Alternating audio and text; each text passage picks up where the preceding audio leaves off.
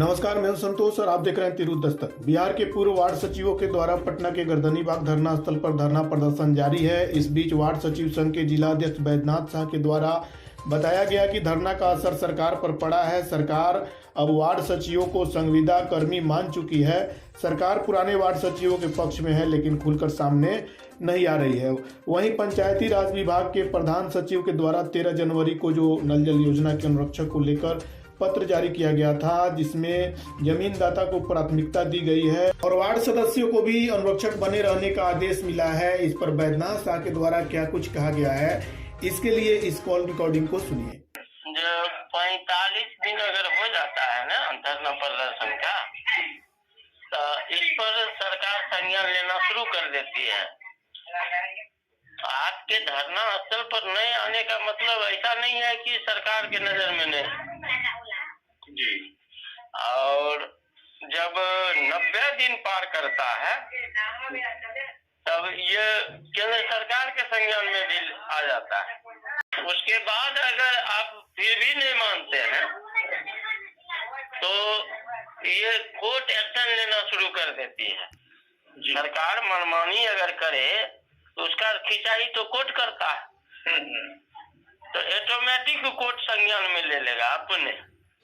अच्छा, 100 दिन के बाद। अच्छा, अब रह गई बात, हम लोग अड़े हुए हैं इस बात पर कि लिखित रूप में तो सिर्फ लेटर निरस्त करना रहता तब न तुरंत कर देता जी।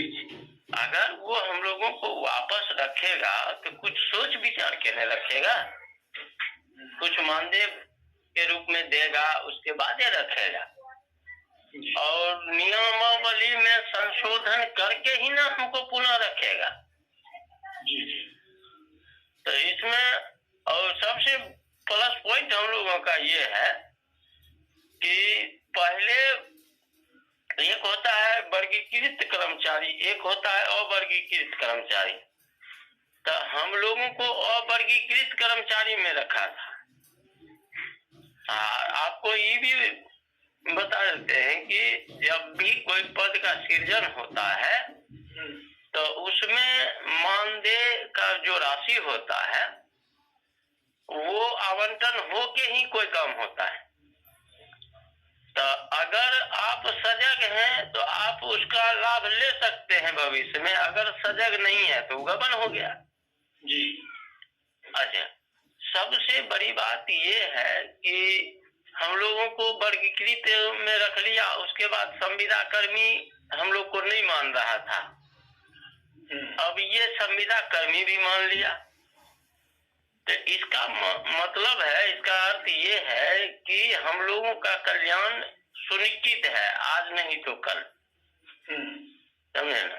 हाँ, लंबा समय लगेगा, ऐसा नहीं है कि जो तुरंत हो जाएगा, लेकिन संघर्षरत रहेंगे तो एक ना एक दिन सफलता अवश्य मिलेगी।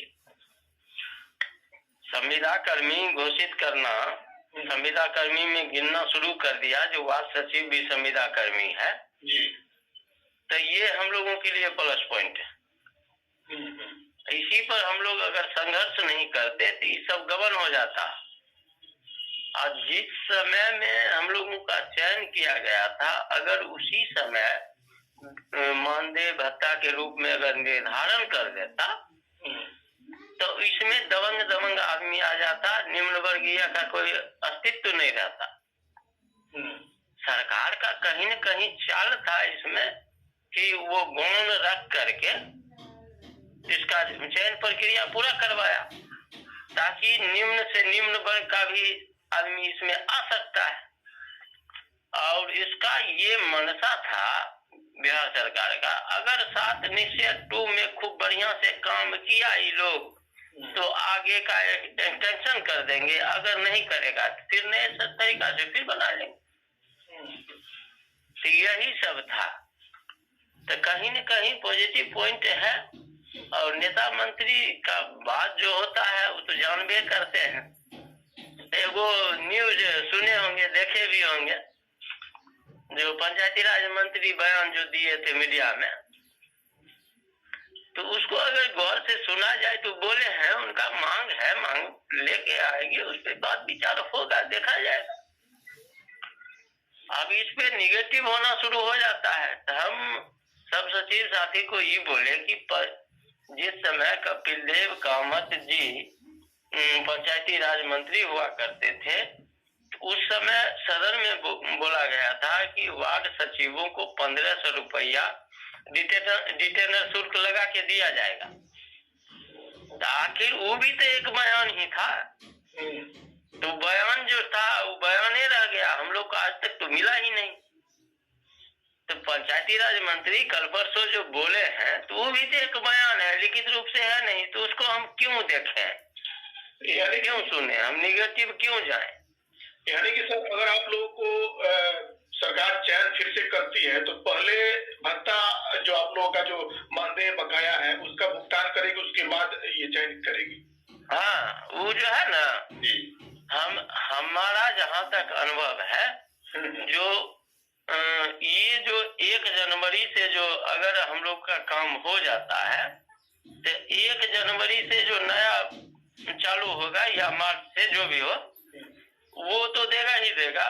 अब पिछला बकाया भी जो है वो कुछ निर्धारित करेगी जो इतना देना है। अब रह गई बात जो जैसे कि टीचर वाला को बहाल तो कर लिया था 1500 में, लेकिन दक्षता परीक्षा लेकर के फिर उसको अति किया था, तो उसी प्रकार हो सकता है एक दक्षता परीक्षा ले ले हम लोगों का। अच्छा सर, सरकार को अगर आप पुराने वार्ड सचिवों के पक्ष में कोई निर्णय लेना रहता तो 13 तारीख को जो लेटर जारी किया गया है जिसमें हर चीज क्लियर कर दिया गया है कि जिनके जमीन में नल जल योजना का जो पानी टंकी लगा हुआ है पता ही हम रक्षक रहेंगे, तो अगर इस तरह की प्रक्रिया शुरू हुई है तो इससे क्या अनुमान लगाया जा सकता है कि आप लोगों के पक्ष में सरकार आएगी? हाँ सर, देखिए सरकार तो पक्ष में शुरू से ही नहीं थी जी, लेकिन हम लोगों का संघर्ष जो चल रहा है और किए हैं जी, कहीं न कहीं सरकार पॉजिटिव मूड में है कि ये लोग का भी कल्याण हो। तो अब रह गई बात अनुरक्षक पद का, तो अनुरक्षक पद एक अलग चीज हो गया। और देखिए सचिव पद जो है गर्मामयी पद है, चाहे वार्ड सदस्य के सचिव हो चाहे प्रधानमंत्री जी का सचिव हो, वो गर्मामयी पद है। और अनुरक्षक एक पद हो गया पंप ऑपरेटर, तो पीआरडी के तहत जो नल जल लगा है वो उसको अनुरक्षक रखा, और जो पीएचईडी के तहत लगा है उसको पंप ऑपरेटर रखा है जी। सबको संविदा कर्मी घोषित किया है।